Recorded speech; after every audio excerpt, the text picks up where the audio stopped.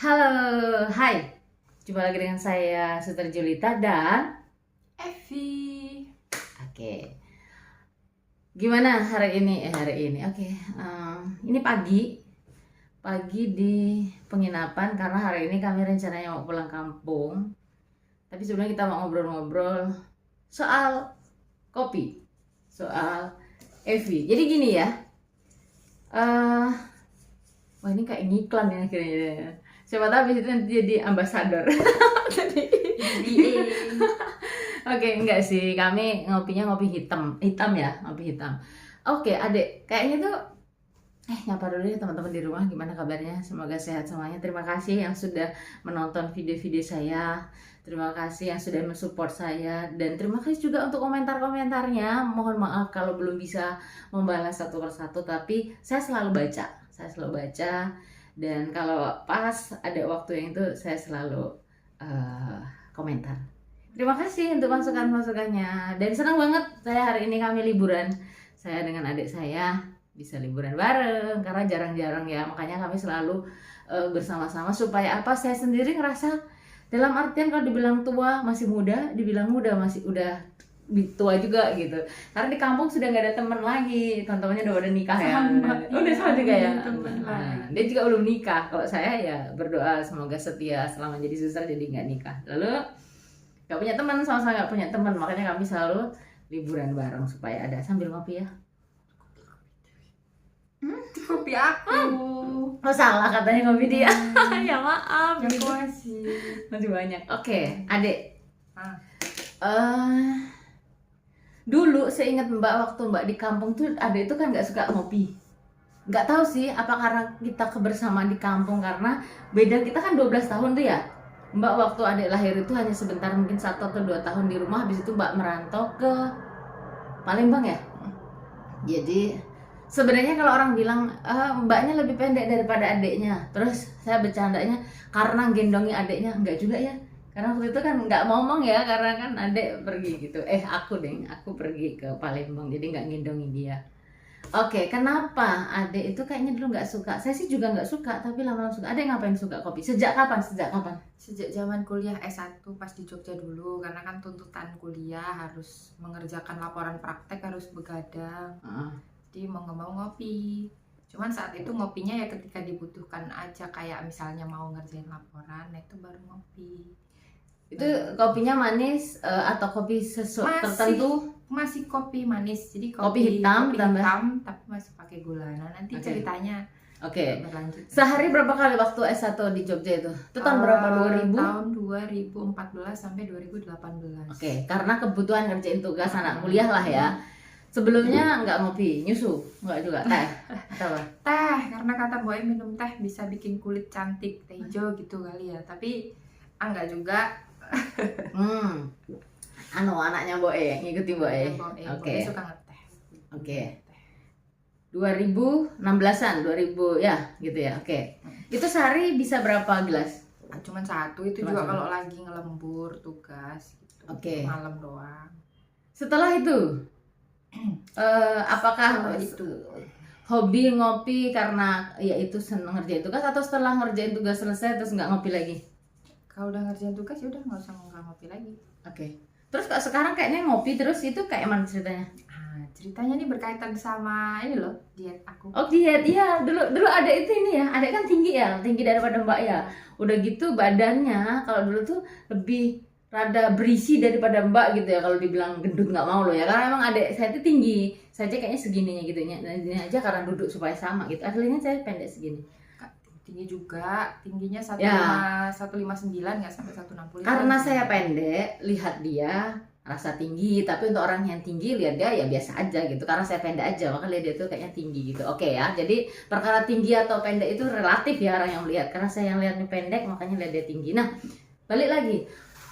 Secara badan, karena dia itu lebih tinggi, tapi badannya juga karena saya kemarin cerita kan, dia tuh lebih strong daripada saya, keker daripada saya, lebih kuat daripada saya. Kalau ngangkat itu, kalau ngaret ya, dia itu kalau ngaret itu lebih kuat ngangkatnya gitu kan daripada saya. Bawa apa gitu, kalau bawa berat aja udah kau aja yang bawa gitu. Kalau naik motor juga dia aja yang bawa gitu, saya juga tenang. Nah, secara badan juga saya lebih, katakanlah lebih sedikit kecil lah gitu, sedikit gitu. Tapi untuk hampir mungkin 8 bulan terakhir ini dia tuh lebih kurus daripada saya. Jadi aku cerita aja. Jadi Oke. kemarin itu berat aku udah hampir 70 nih, aku bilang nih 69. Nah untuk 69 dengan tinggi badan 159 itu kan sudah memasuki overweight gitu ya, kalau kita hitung-hitung kalkulator itu sudah overweight. Nah udah nggak bagus banget, udah mau gerak susah, aku juga gampang sakit gitu. Gara-gara putus cinta juga? Enggak, Oh, itu iya.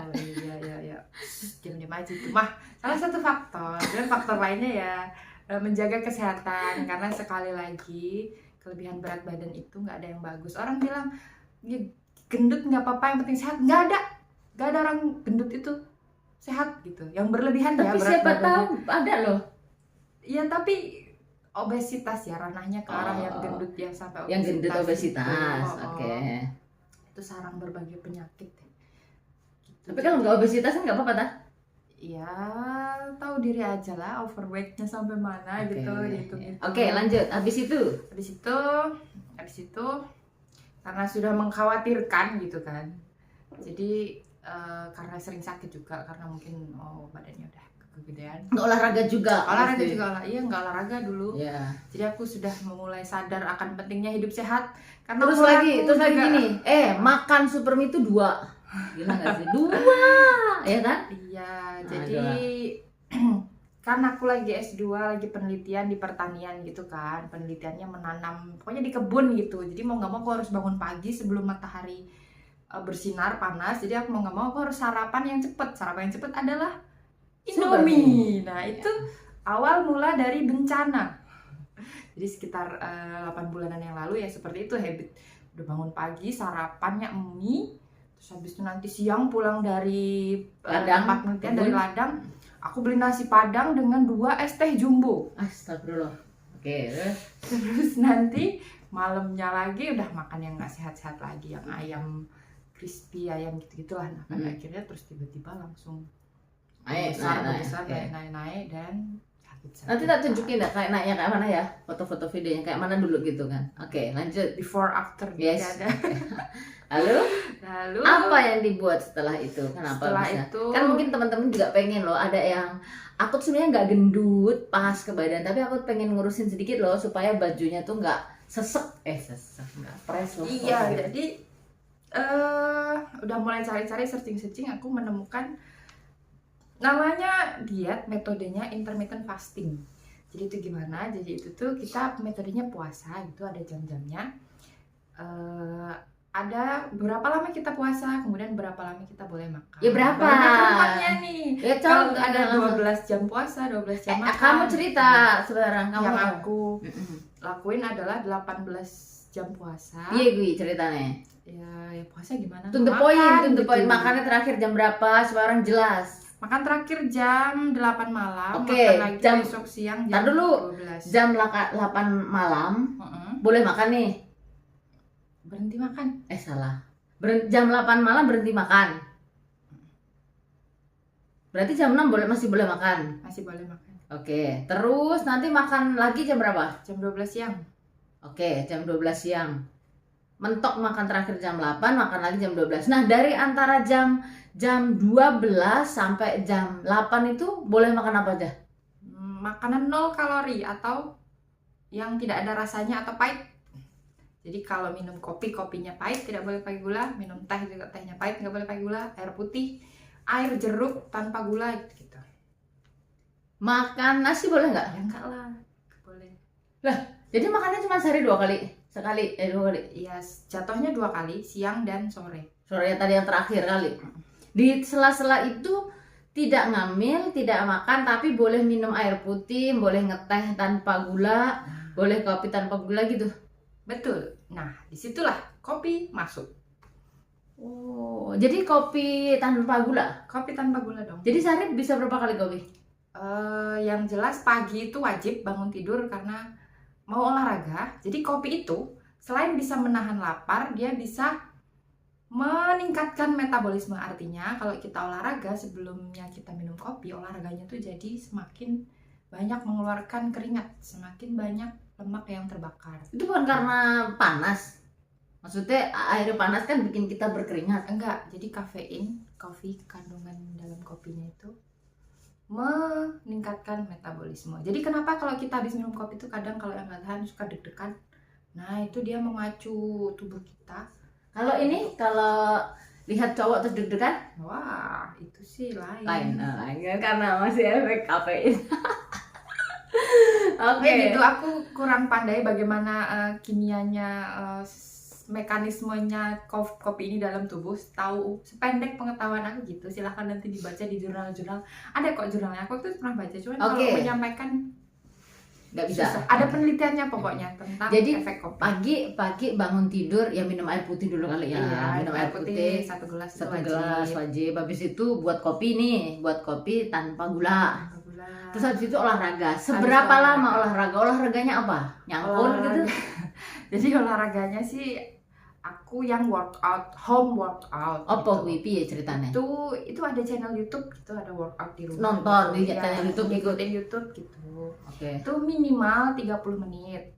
Atau aku kan ada aplikasi ini nih, dia bisa mengukur berapa banyak kalori yang terbakar. Jadi minimal 150 kalori yang harus aku bakar pagi itu sekitar 30 menit, minimal 30 menit. Lebih juga lebih bagus. Tapi biasanya 30 menit juga udah banjir keringat, udah coba sambil lihat di YouTube tadi ya, ngikutin gerakan-gerakan gitu ya. Oke.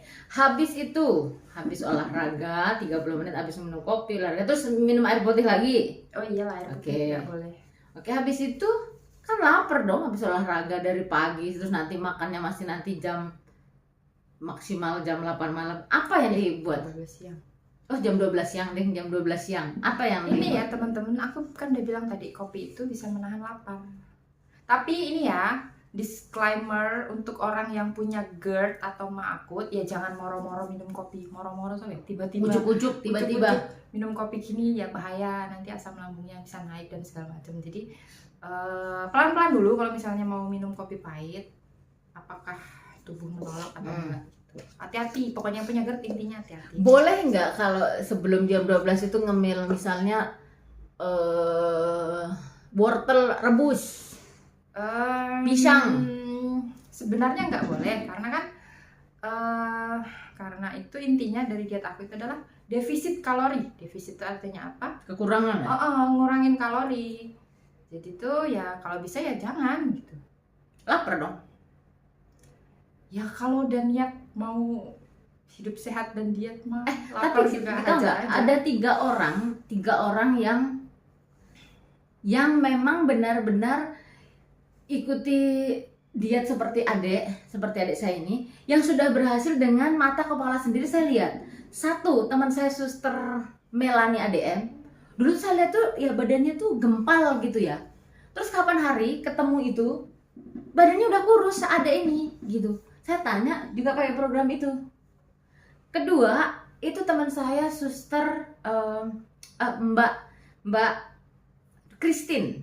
Ya Mbak Christine. Dulu itu Suster Arsenita. Itu juga dulu ketemu bulan April itu, dia kan orangnya tinggi tuh. Tinggi, seada tinggi lagi, badannya tinggi besar gitu. Sekarang kurus lagi, saya tanya juga pakai itu. Jadi saya rasa itu menjadi kayak soal bagaimana kita niat banget gitu ya ngikutin aturan yang seperti itu kan. Ya memang nggak semua orang. Tapi gini ya, gimana?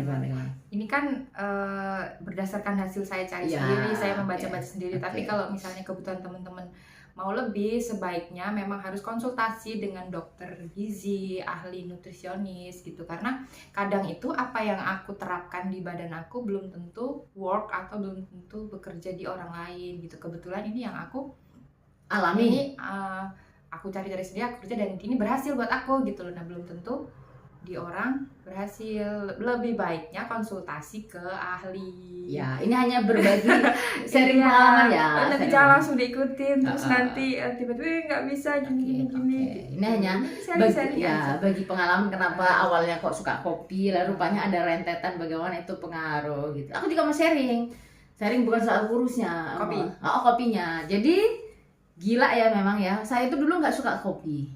Bahkan bapak saya aja kalau ngopi, saya tuh biasanya minum punya bapak itu loh sedikit gitu aja. Dan saya tuh nggak suka manis. Jadi kalau ada orang teh manis, kopi manis itu no, nggak tahu ya. Pokoknya kayak nek itu mual gitu ya. Lalu persis zaman kuliah ya, kuliah sipil, tugasnya kan gitu ya. Sipil itu kan ya bukan yang lain, nggak ada tugas banyak, tapi kan sipil itu kan kekuatannya di asistensi, tugas-nugas banyak, hitungan banyak, sampai jam 3:30. Mungkin karena saya nggak pinter ya, jadi kalau ngerjain tugas itu sampai jam 3:30, sementara doanya 4:30. Jadi saya tuh sampai 3:30 baru tidur, sampai jam 4 kurang seperempat atau sampai jam 4, tidurnya hanya setengah jam, habis itu bangun mandi. Mungkin karena saya yang kurang pinter ya. Jadi kalau temen yang lain itu mungkin alah gampang jam 12 ya tidur gitu. Apalagi saya ngerjainnya sendiri. Saya nggak seperti teman-teman yang ngerjain tugas di sekretariat atau kumpul dengan teman lain gitu kan. Tahu sendiri kan, kalau suster kan nggak mungkin ngetem di mana dengan teman-teman gitu. Ini kesulitan saya, jujur ya. Kesulitan saya ketika saya kuliah sipil, ketika tidak kumpul dengan teman. Itu kan teman kan, yuk kita nugas di sekret atau kita nugas di kafe ini, bisa mereka sampai malam dan kamu ngerjain nomor ini, kamu ngerjain. Saya sendirian, gila tahu.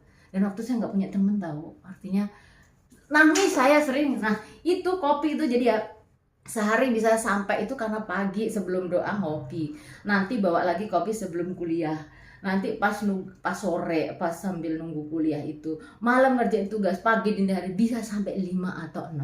Dan itu manis. Aduh. Manisnya nggak manis banget, manis yang sedikit gitu. Tapi kan coba bayangkan 6. Kalau setengah sendok kali 6 udah 3 sendok kan. Itu gitu terus sampai ketika saya setelah lulus itu kerja di proyek. Karena kan saya suster yang bagian bangunan tuh ya. Ya walaupun nggak senugas itu, tapi kalau pagi pasti sebelum doa. Habis itu nanti jam 10 dengan Pak Tukang. Habis itu nanti siang kadang-kadang kalau pas makan siang, tapi jarang. Tapi sore jam 3 dengan Pak Tukang, minum lagi. Malam minum lagi, masih 5 sampai 6. Sampai di satu titik saya itu waktu itu pergi di bandara, saya itu kok pusing sekali. Rupanya apa? Saya belum ngopi, jadi saya kecanduan. Iya, jadi kafein itu menyebabkan ketergantungan ya, apalagi diminumnya dalam jumlah banyak sampai 7 cangkir ya tadi ya. Ya, jadi 6 gitu kita. Ya, makanya ya meskipun positifnya banyak, tapi segala sesuatu kalau dikonsumsi berlebihan itu juga tidak bagus. Apapun itu, segala sesuatu yang baik kalau berlebihan itu nggak bagus. Termasuk juga kafein di kopi, karena kafein itu menyebabkan ketergantungan. Nah habis itu, habis itu terus karena sadar bahwa saya sudah kecanduan, ini nggak bagus. Balik kata adik tadi, kalau udah berlebihan nggak bagus. Akhirnya saya ngurangi dari 6 jadi 5.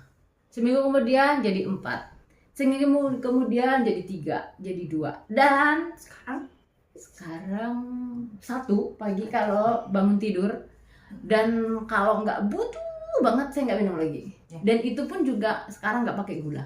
Karena saya ngerasa emang benar kata orang itu, bukan kata orang ya, saya lihat ada beberapa suster saya yang kalau sudah kebanyakan gula itu nggak bagus. Jadi sebelum dokter bilang kurangi gula, maka saya ngurangi sendiri. Sebelum dokter bilang suster olahraga, emang saya dari dulu maniak olahraga. Itu sering saya. Jadi saya sekarang kopi ya 1 atau 2. Oke, kita gerah, kita nyalain dulu ya, walaupun nanti kepalanya sakit. Kalau aku 1 aja lah ya, maksimal 2. Sore itu setengah cangkir itu juga kalau lagi ngerjain sesuatu gitu. Ya membatasi diri, aku tahu kalau segala sesuatu itu nggak baik. Oke. Jadi sekarang dari adek itu mulai diet itu bulan apa? April. Sekarang April, Mei, Juni, Juli, Agustus, September, Oktober. 7 ya. Itu turun berapa kilo? 13 kilo. 13. Jadi hampir 1 bulan itu 1 kilo ya? 1,5 ya? Pokoknya 1 lah gitu ya. Ya bagus sih, karena kemarin itu saya lihat video tuh, artinya gini, kalau turun berat badan seminggu 2 kilo tuh bagus nggak? Gitu kayaknya nggak bagus kan ya? Seminggu berapa? Setengah kilo. Kan kemarin itu bagusnya berapa ya? Nggak tahu, aku lupa. Aku sering dengerin, cuman yang kalau yang turunnya terlalu cepat itu juga nggak bagus. Nanti akan cepat naik lagi karena apa ya? Kayak efek yo-yo gitu katanya. Jadi sekali turun naik gitu dia akan naik lagi. Jadi memang bagusnya ya sabar. Gitu. Segala sesuatu yang instan itu tidak baik. Ya itu ya ngobrol-ngobrol random dari kita yang minum kopi, yang kenapa efeknya apa, yang dulu suka kopi atau enggak gitu. Oke, terima kasih sudah sharing. Sekali lagi seperti adik bilang, ini hanya perkara sharing pengalaman ya. Jangan boleh membantah, harusnya bilang oh begini-gini ya silahkan. Ini hanya sharing pengalaman adik begini gitu. Jadi kalau diikuti dan berhasil puji Tuhan. Lebih baik seperti kata adik tadi ke dokter. Kopinya jangan yang manis. Kopinya Tadi jangan aku udah manis. bilang belum sih? Kalau pagi-pagi ngopi pakai gula ya sama aja. Gulanya jahat. Kamu seorang diet Oh di biasa. demo tukang perusahaan gula kalau nanti. Iya, enggak jahat kok. Kalau sesuai takaran jangan berlebihan. Pokoknya segala sesuatu jangan berlebihan. Gula juga termasuk gula. Oke, begitu. Sampai ketemu di video-video kami lagi. Hari ini kami mau kembali ke kampung. Nanti kita akan banyak video, akan banyak ngobrol mumpung kami bersama. Karena kesempatan untuk bersama tuh jarang banget ya. Betul. Bisa setahun belum tentu. Ini aja hampir 2 tahun kita nggak bareng-bareng ya. Makanya kita selalu cari. Saya bilang sama dia, jangan kalau sudah berhasil terus nanti jojong makan segala macam nanti meledak lagi dia. Enggak lah, nuruninnya aja susah. Aku harus berkeringat setiap hari, harus menahan lapar. Masa iya dengan gampangnya naikin lagi? Intinya bahwa kita itu diberi anugerah Tuhan, hidup yang sehat, yang puji Tuhan, lengkap gitu ya. Artinya kenapa kita tidak juga mengembalikan sebagai ucapan syukur pada Tuhan bahwa saya bersyukur Tuhan berikan ini dengan hidup sehat, pola hidup. Merawat Anugerah yang Tuhan. Tuhan berikan, menjaga kesehatan, ya itu. Gitu. Pokoknya merawat yang Tuhan berikan dengan menjaga yang Tuhan berikan. Dan mengembalikannya menjadi berkat untuk banyak orang dan untuk kemuliaan Tuhan. Sampai jumpa lagi di video Bye-bye. berikutnya. Dadah.